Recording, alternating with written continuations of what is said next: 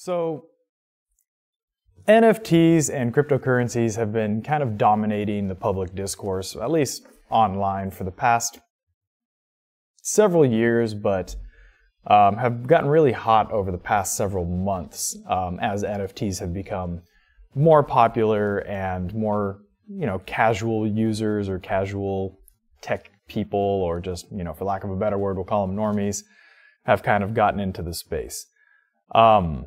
But in my opinion and from my view, NFTs and cryptocurrencies, they're a scam.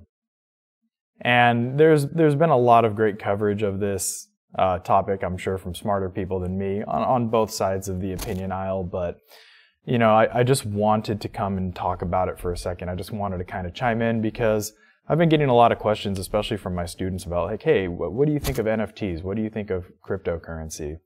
And I think it's a scam. And I think it's a scam for a couple of reasons. Number one, cryptocurrencies, on their face, they attempt to solve a problem that I really do agree with. And the problem is kind of like top-down control of the monetary system or of the money supply. In the United States, our money is fake. It's play money. Loans are taken out against the taxpayers and fulfilled by the Federal Reserve Bank, and the loans get printed in the form of money, and we pump that money into the economy.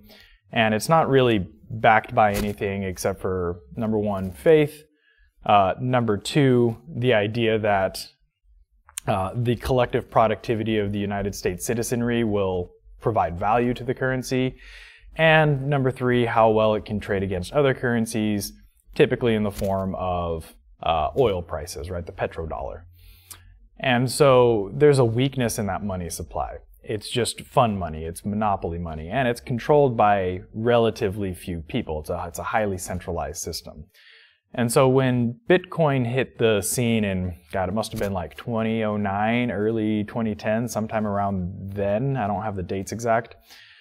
Anyway, when crypto hit the scene, specifically Bitcoin, it was promised as a decentralized alternative to fiat money or paper money. And on its face, that's awesome, right? If we could have a relatively scarce money supply that isn't manipulated either intentionally or unintentionally by a corporation, banks, or governments, that's a really powerful tool for the democratization of money.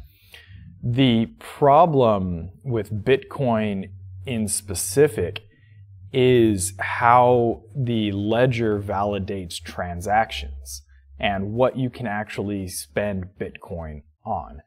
When Bitcoin launched, there was an underground deep web website called Silk Road, I want to say, where you could buy a lot of illicit things. Illegal guns, illegal weapons, illegal substances. I've heard tales of being able to purchase hits on people, but I think that was mostly honeypotting by some federal authorities. But anyway, there was a market for Bitcoin, right? There is an untraceable, a private, a secure currency to use to gather less than scrupulous services and wares. However, once Silk Road was shut down, there was nothing really left to spend Bitcoin on. And so Bitcoin became just a casino, right? You would just gamble and hope that when you bought into Bitcoin, you would be able to sell Bitcoin to someone else who buys in at a higher price. Which turns it into a pyramid scheme, which is my critique number one, is Bitcoin and crypto in general doesn't solve the central problem of traditional currencies in the fact that it's not based on anything but faith. Whereas at least traditional currencies have this kind of like historical and cultural inertia of being able to be traded for actual things. Bitcoin is just a casino, it's gambling. And it assumes that there's always going to be or not assumes, it demands that there's always going to be someone else to buy in at a greater price. When you hear, sorry, I got a train going by, this might be kind of loud. When you hear people talk about Bitcoin, you usually hear or read the phrase, like, don't you wish you would have bought in earlier? Or like, what will it be worth in 5 years? And there's no intrinsic value there. Your value from Bitcoin is derived on how much you'll be able to convert that Bitcoin into another currency down the road. And so it assumes that there's always going to be someone stupider than you or a greater fool to come along and purchase your Bitcoin from you. But the problem is, obviously, that's untenable. Like that can't be sustained forever. Eventually, it's going to run out of people willing to buy in at a greater and greater price, or you're just going to run out of people in general, and Bitcoin will either reach some sort of equilibrium where it won't increase in value anymore, or it'll actually start to decrease in value as people get out of the market altogether and move on to other money-making schemes. And so Bitcoin came with its own host of problems, and then you get Ethereum coming into the scene that really wants to attempt to solve a lot of the problems that Bitcoin created, namely its glacial pace at approving transactions or validating transactions. And when Ethereum comes into the scene, this is kind of when we start to get our first inclinations of NFTs. And NFTs suffer the same problem that Bitcoin and Ethereum and cryptocurrencies suffer from, is that there's no intrinsic value to the things tied to the ledger. And so there's a couple weaknesses with NFTs. Number one, most of them aren't immutable, right? Most of them are actually fungible. All an NFT really is a packet of code. And for the most part, when you buy like a monkey picture, right, NFT, you're not really buying the code of the picture, you're buying a hyperlink. And so it's not actually a decentralized version or immutable version of that artwork. It's stored on someone's central server that can be accessed and edited at their will, or removed completely if the server goes down or if the person decides to rewrite that space or reallocate that space. And so you're buying a hyperlink, sure, but you're not actually buying the picture. Number two, the picture, because it's usually just a vanilla URL that can be accessed by anyone, can be copied and pasted whenever. I mean, the very fact that you can look at someone's NFT online means your computer's already downloaded it, so it can show you the picture on your screen.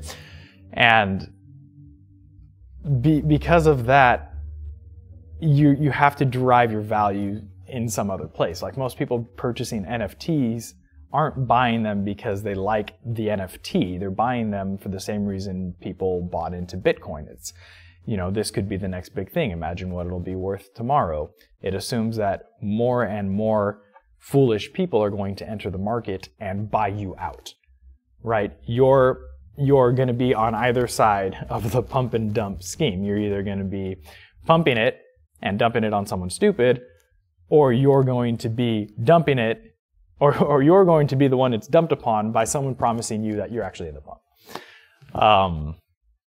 And so it's a mess, right? And it really serves to enrich the people that have either the early access to the market, which is the main allure of it, right? It's this kind of like wild frontier of money-making schemes, in which like it rewards people who get in the earliest. But in the absence of getting in early, it rewards the people who have the biggest capital to get going in the market. And so it really has, if you look at who the biggest proponents of cryptocurrency and NFTs are, it really does entrench and stratify traditional sources of wealth, which is the exact opposite goal that Bitcoin set out to accomplish when it launched in 2009 as a decentralized platform. And you know what? Actually, that gets me into the weakness of centralization, with Bitcoin. Bitcoin is or crypto and NFTs are really complex systems. Cryptography is not an easy thing to wrap your head around, and it's even harder to create and program for. And so the amount of training, right, the floor of getting into that space is extremely high. It requires a lot of technical know-how. It requires a lot of education. It requires a lot of dedication. Very, very few people can do it, and even fewer can do it effectively. And because of that, it necessitates a centralization of authority, right? Because I can't make a cryptocurrency. You probably can't make a cryptocurrency. It's a highly centralized field. It's not decentralized at all. And the way that the ledger is maintained and balanced requires centralization as well, especially in the case of Bitcoin, where it's a winner-take-all model, invalidating the transactions, where the computer who gets there first, the computer who writes the equation first, wins.